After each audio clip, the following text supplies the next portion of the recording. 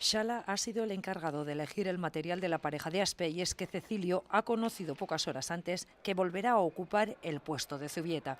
El zaguero de Echarri no acaba de superar los problemas en su mano derecha, tal y como ha comprobado en la prueba realizada esta mañana en Echarri.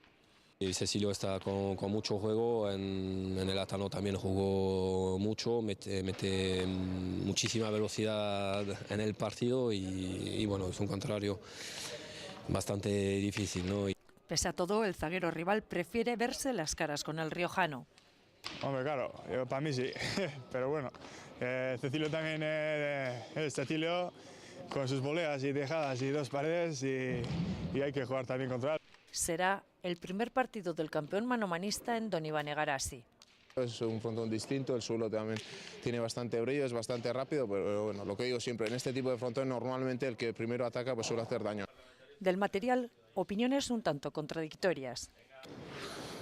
Yo diría que igual las de ellos igual son un poco más lentas. Las nuestras tienen un poco más de salida y parecen que andan un poco más en el frontón, ¿no? El partido del viernes se enfrentará a las dos únicas parejas invictas en este campeonato. La expectación es grande, ya hay 1000 entradas vendidas por segundo año. Este frontón volverá a llenarse.